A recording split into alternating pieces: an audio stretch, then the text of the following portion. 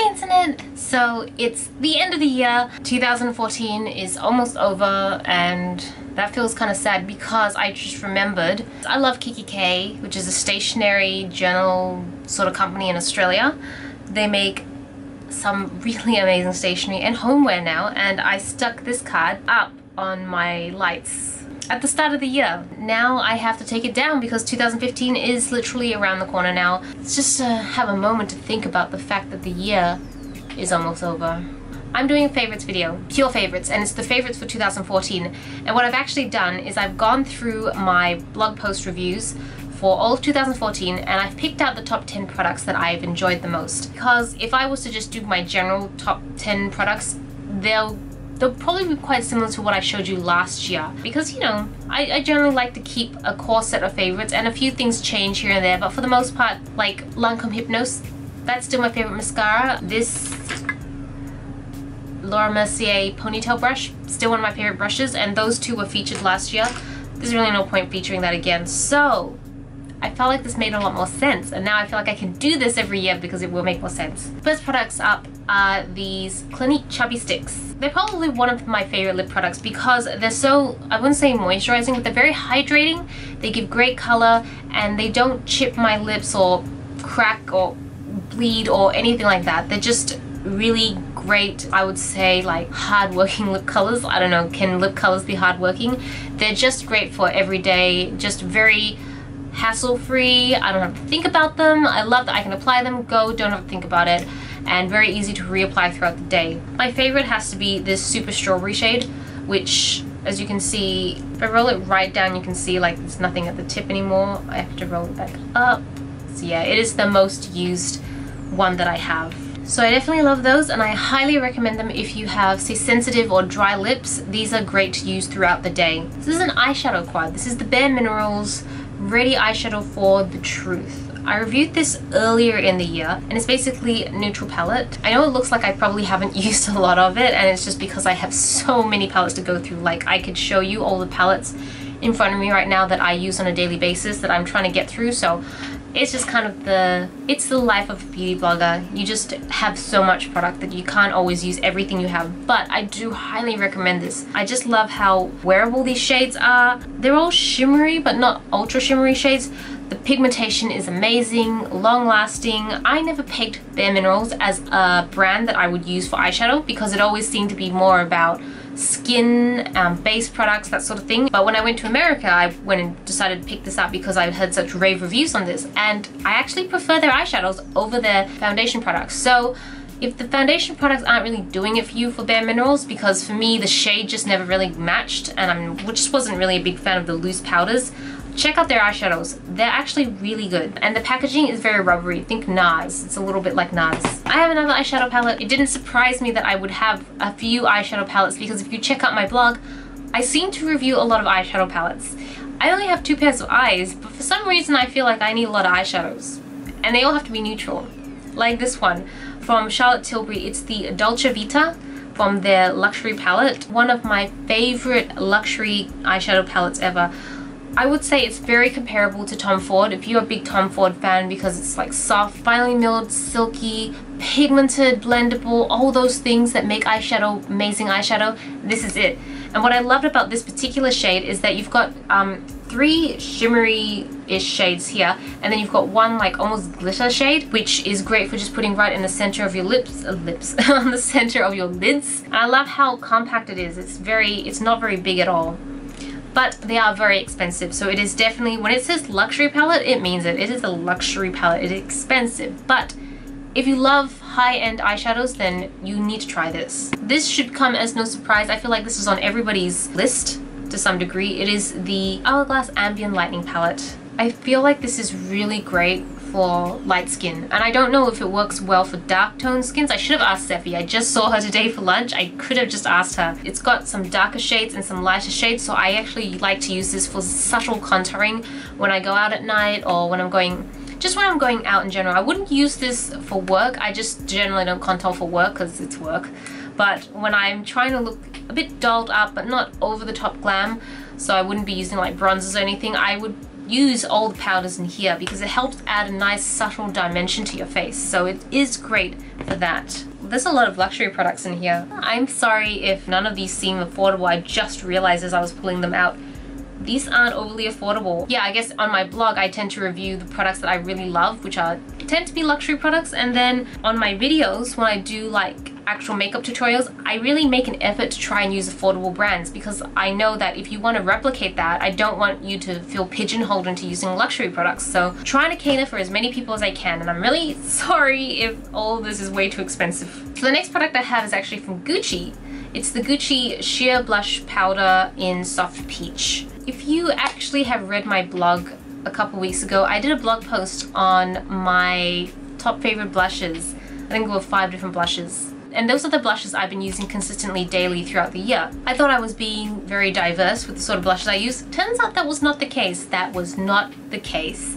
All my blushes somehow ended up being this shimmery coral shade, and I just thought to myself, I need to make a real effort next year to like diversify a little bit. Otherwise, why am I buying all these different shades of blush if I'm always using the same color blush, just in different brands? Unfortunately, this is the case with this one. I bought the Soft Peach one. I really shouldn't have.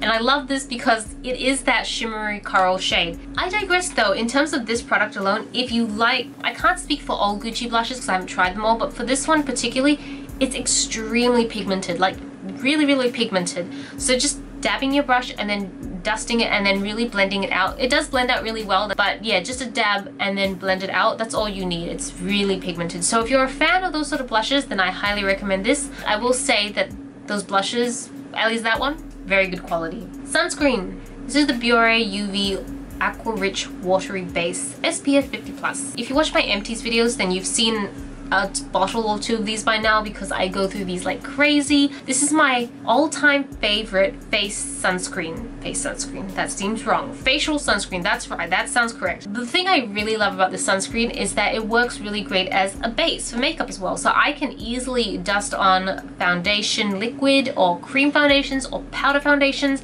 and there's no like rolling of my sunscreen or moisturizer or any serums I used underneath. It's just really great at just locking everything in, and it's not greasy. Anything that people say negative about sunscreen, or except for the bright flash, this counters. Not greasy, feels great on the skin, is perfect base for makeup. I just love it, and I could buy, I did actually, when I went to Asia this year, I think I bought like 5 bottles for myself. Completely unnecessary because AdamBeauty.com sells these for like $15 a tube. So, I mean, it's not as cheap as you could get them in Asia. I think I bought them for like $7 or $8, so half the price. But in the grand scheme of things, this, for example, was probably $70 versus $15, and this is, to me, if I had to pick between the two, this is so much more essential. Like, you need to wear sunscreen every day. I just don't get people who don't wear sunscreen. You really do. I wear it every single day. Foundation. I reviewed this very early in the year when I think it came out at the end of 2013, so I think I was a little late in the bandwagon, as I tend to be. This is the YSL Youth Liberator Serum Foundation. What I love about this foundation is it just goes on really well. English good.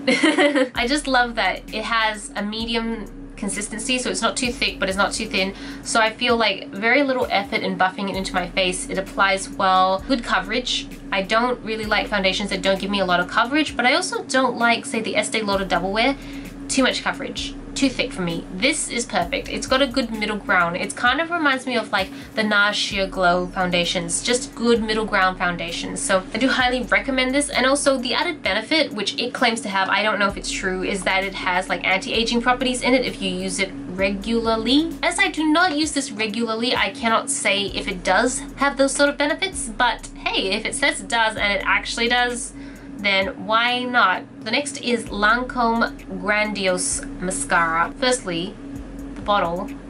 It looks really cool, right? It reminded me of like a perfume bottle, and then when you actually use the mascara one, it's like the vine of the stem of a rose. It has that like twisted effect, and then the wand itself, I would say the head of the wand, is really great at just like getting right into the inner corner of your lashes, and the formula to me is very similar to Hypno, so it kind of ticked all the boxes there. I will say that the quality for this is great.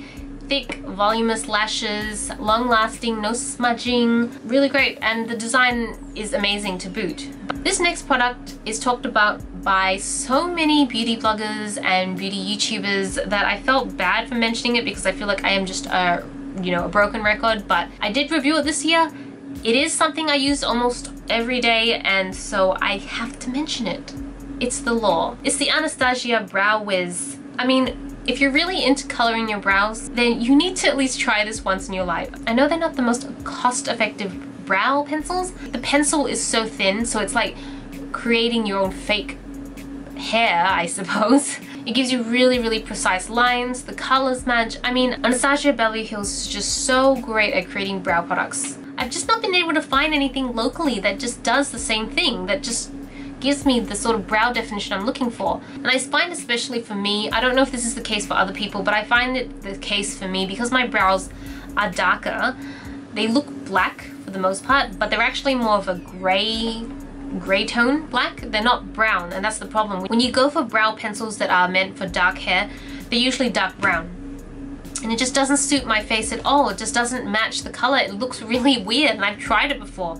So I need to go for companies that do issue out like actually black or gray tone black brow colors, and this does it perfectly. So if you have that problem where you're like, I'd say, of Asian descent like me, and you don't color your hair, so it's weird to have brown eyebrows, then maybe give this a shot. Lucky number 10. I don't know how expensive this is because I got sent it from PR, but it is really great if you suffer from dry skin. If you're someone who suffers from eczema, I wouldn't say like a really terrible case of like psoriasis or eczema or anything like that. You just have to go see your doctor. But I suffer from eczema, and I tend to use, I'm going to show you this. This is the ointment that I use. You can't buy this off the counter from what I've been told, in Australia at least. You need a prescription for this. At least I've always had to get a prescription for mine from my doctor, and it's just cortisone in it. But you're not supposed to use that too much. I think like my doctor said up to 5 days, then you need to stop. Otherwise it has long-term